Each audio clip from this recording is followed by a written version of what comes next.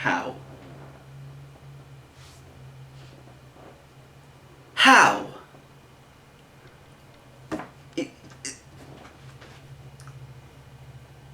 Roll the intro. I don't even know.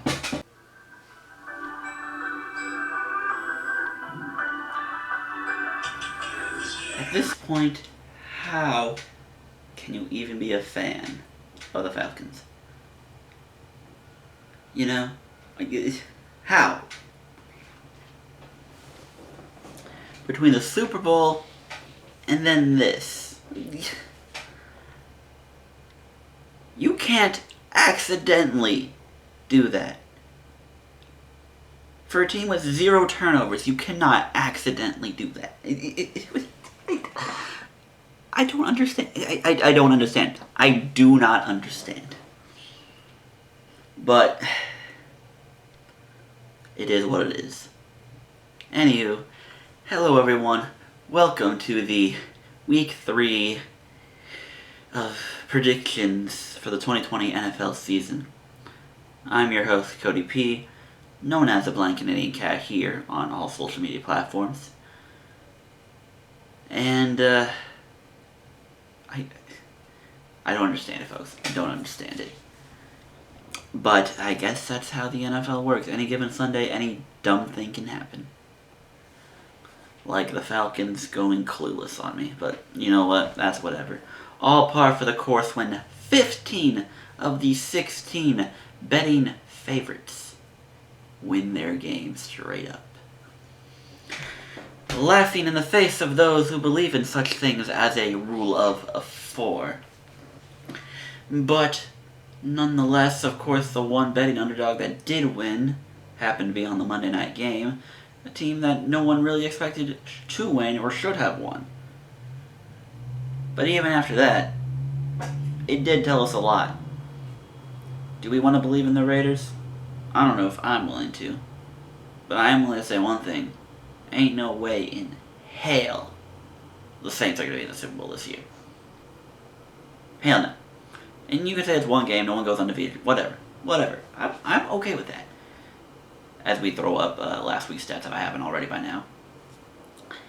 But after that kind of performance, just because you don't have Mike Thomas, I have no faith. Do I expect them to be in the playoffs? Do I expect them to win division? Yes. They'll win their division. They'll be in the playoffs. At this point, I don't know if you can trust them to win a playoff game. But I don't know what to say between that performance. But you know what? While the NFC South is still trying to figure out who the hell it is, I can tell you one thing. The NFC West is a powerhouse. And now with 7 teams in the playoffs, meaning 3 wild cards, meaning that a whole division could legitimately send all 4 of its participants into the playoffs. Good money on the NFC West, like I've said to others, is still there. The Rams could be a good team.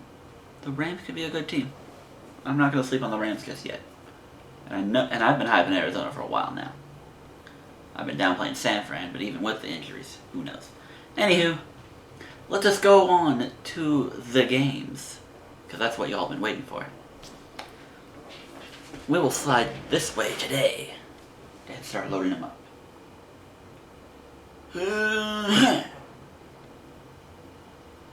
It goes slow-mo, but you know what? The dramatic sound effect makes it that much more entertaining. Like this game is going to be, hopefully I matched on time, Jacksonville hosting. Are they hosting? I already forget who's hosting. Miami Dolphins. It's in Florida. The game's going to be in Florida either way. And boy, oh boy, are we in for a fun one. Now, y'all can say what you want. These two teams will not be 800 or better. 500 teams or better. They will not be 8-win teams. But my, oh my. If these two aren't the funnest quarterbacks in the NFL right now, I don't know what is. I'm not saying electric, I'm not saying good, I'm saying fun. You don't care about stat lines, you don't care about the team progression, you don't care. You're just here to watch a football game and have fun. These two teams have the quarterbacks right now for it. In the Fitz Magic and Minshew Mania. Gardner Minshew popping on the scene last year because of Nick Foles' multiple injuries and whatnot. And now this year, he's on a roll. He's 1-1, but he beat Indy, who everyone thinks is a division favorite, or even a kind of underdog Super Bowl team. And then they went toe-to-toe with Tennessee, who everyone also thinks is going to run away with the division. They went toe-to-toe with them. And if not for a D lineman sticking his hands up high enough, who knows, maybe Minshew leads the game-winning drive. Those pesky D linemen and linebackers who can get their hands up at the line of scrimmage. Pesky. But no, to me, I don't even if it's for jokes or for reals, say whatever. I'm expecting fireworks. I don't even know the total, but I'm taking the over. I will be depressed if this game does not go over 60. I will be depressed if that doesn't happen. I'm expecting these guys to play not XoSlick football and just eat the shit. Because that's what these guys are. They're fun. They're entertaining. They don't care about stats. They're here to make plays, and they're here to score points. And I know these defenses are both below average, so I don't care. But I also believe this will be the passing of the torch, as Gardner Minshew will be the Fitz magic of this new era. Because we are a year or two away from Ryan Fitzpatrick retiring. If he's older, he's gonna go, because he's not gonna be the starter anymore. He could be a Josh McCown-esque and stay around for a couple more years just for the hell of it. But the dude is close to retiring. And while I don't think the Jags should move on from Minshew just yet, there's a good probability they probably are. Or at the very least, they're going to draft his replacement and have them redshirted. Maybe. I don't know. But I'm expecting this to be a pass on the torch. Minshew will be the new Fitzmagic. And Jacksonville will get this win. I'll take Atlanta over Chicago, but fucking Atlanta is pissing me off. I expect them to lose Seattle. You know what? Seattle, I think they're a good enough team, and with how the NFC is inconsistent and shuffling through, and Russell Wilson pissed that he still haven't gotten even an MVP vote yet. No, I'm expecting Seattle to go on a tear, so no, that didn't surprise me at all with Atlanta. And I could have believed the Cowboys beating them. But to win like they did, to lose like Atlanta did last week, how can you be a Falcons fan? How can anyone be a Falcons fan? I'm sorry. After that loss, I don't know if I could acknowledge this team for weeks. I did the same thing with the freaking Tyler Boyd thing a couple of years ago, and I hate bringing that name up because now this is the second time I've had this name brought up. But I had to walk away after that. But Falcons fans, I don't know how. I don't know how at this point.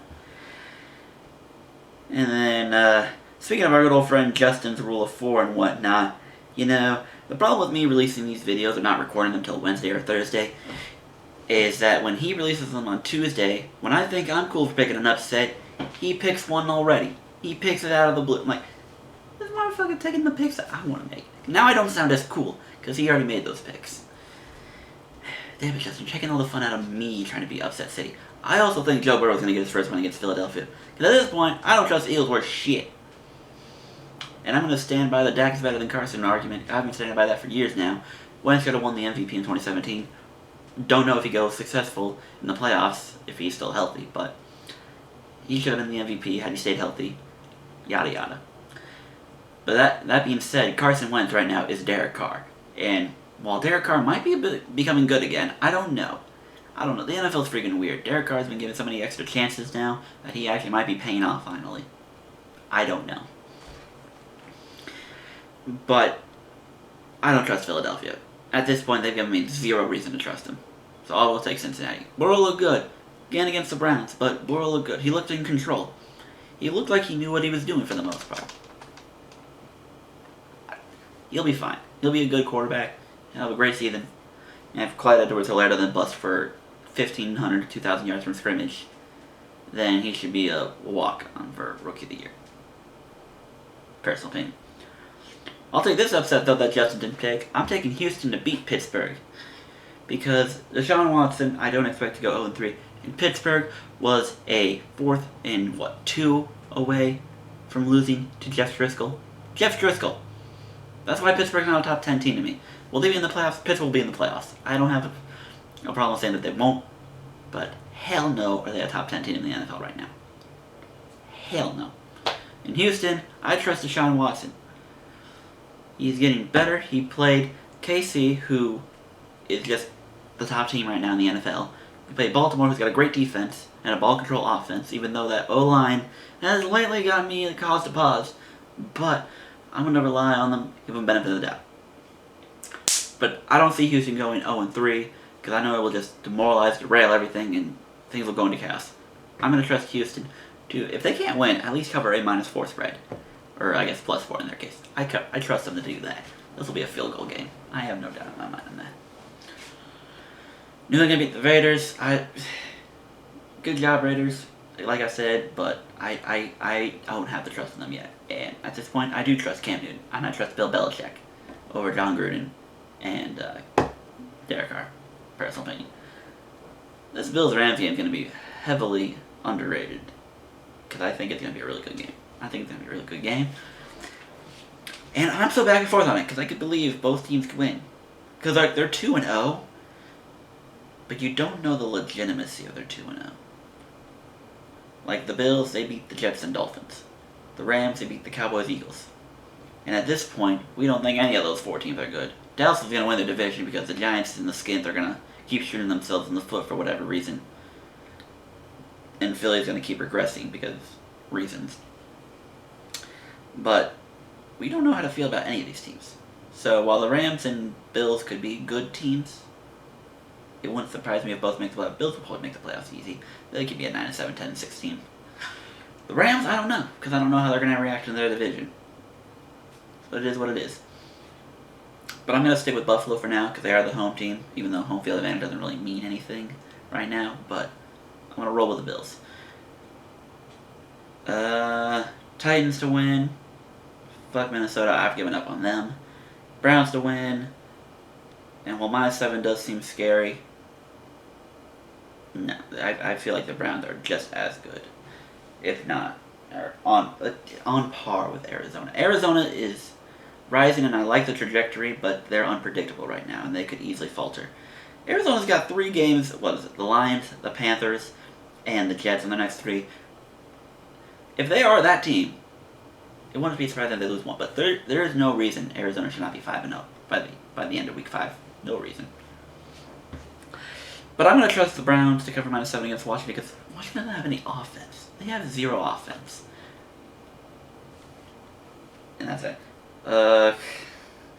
Speaking of spreads that are dramatic, the Colts -11. You know, you hate taking double-digit spreads. You really do.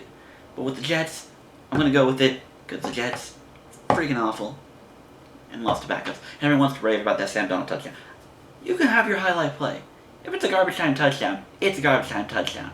I'm sorry. I skipped over San Fran and New York for the sake of I don't know which way to lead.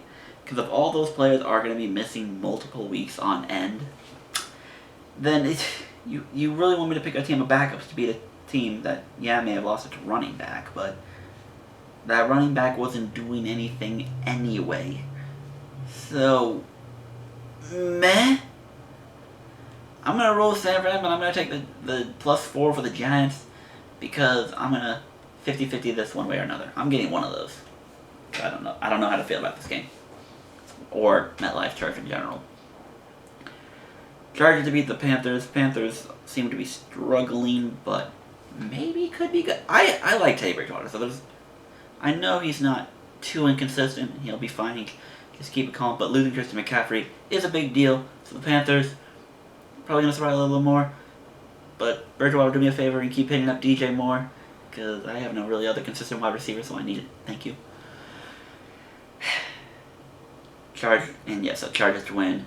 And shout out to the doctor who decided to try to Michael Jackson Tyrod Taylor. That's kind of a deep joke and probably not an accurate one, but I'm going to make the joke anyway, so ha. But it looks like Herb will be starting for the next couple of weeks, and as an Oregon biased guy, I'm going to say he's going to be great. So yeah, Chargers win. Seattle to blow by Dallas. I can understand people saying Seattle has questionable defense, so Dallas might be able to keep this close. But at the end of the day, I don't expect Dallas to slow down Seattle. So even if it's a 2... And Dallas is riding off an emotional high. Winning games like that against Atlanta, it's an emotional high. You're going to come crashing down to earth. It is what it is. AZ to beat Detroit. Tampa to beat whatever's left of Denver's team. Green Bay to upset New Orleans because I don't trust New Orleans and Green Bay. While I don't want to root for them or support them in any way, I'm going to give them this edge over New Orleans because New Orleans has lost my faith. And the Ravens over the Chiefs. I think this is the year the Ravens get it.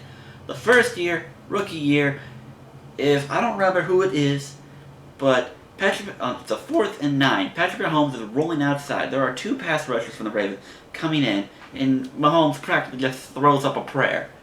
And somehow Tyreek Speed comes in and beats like these 2 players, and then there's this guy in the middle. If either of those 2 players can prevent Mahomes from getting to the point where he can throw that ball, those 3 are actually doing a better job defending Tyreek. That game's over. Ravens win. And then last year, Ravens tried to overdo it, get out of their game plan. They fell behind early, and that was sad. So every time I hear these Lamar's 0-2 against Mahomes, it's 1 or 2 simple things that goes their way, then it's fine. Or at the very least, he would have beat him his rookie year. But y'all wanna blah blah blah, blah blah blah. So no. This is the year, but I'm too scared, so I'm going to take the plus 3.5 anyway. This will be a field goal game. I think it will come down to Lamar leading a game-winning drive and Justin Tucker kicking a game-winning field goal with less than 10 seconds to go. I'm not going to say time expired, but I'm going to say less than 10 seconds to go. That is my belief. There you have those picks. Quick 2 seconds into fantasy. We win both games despite playing Lamar, who ended up having a less than Lamar-less game anyway. Controlled the game, but didn't excite anyone, I guess I should say. So I get to survive both my games, and again, another one to Justin, close one, with a 5-point lead going against him having Josh Jacobs and me having Will Others. I had like some sort of small lead, but I was able to hold on barely. You can call it a measure of revenge all you want. I'm still not getting $300 back, so I'll take my win and just grit my teeth. Take my win and grit my teeth. But anywho, week 3 matchups in the good old League of Assholes, I get to play Matthias. And in the Progs League, I get to play Gavin, who right now is the #1 team in our league, so best of luck to me, I guess. Keep Melvin Gordon in the 3rd round. And that will be it from me, your boy CPZ, the one, the only.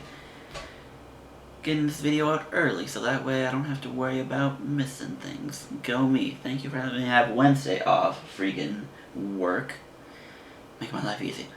And thank you all to watching this. And to Falcons fans, I hope they start, I wanted to say deregulating. I don't think that's the right word. I hope they make alcohol cheaper for you, because you're gonna need it. This season's looking for a rough one. I don't understand it.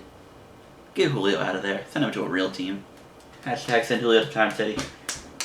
Have a good night, everyone. 3s and 4s.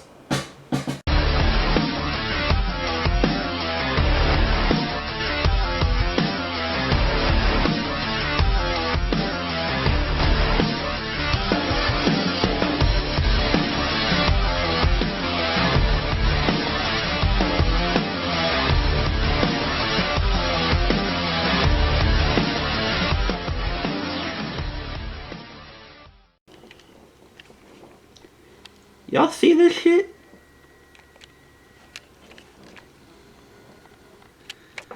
It's in the computer.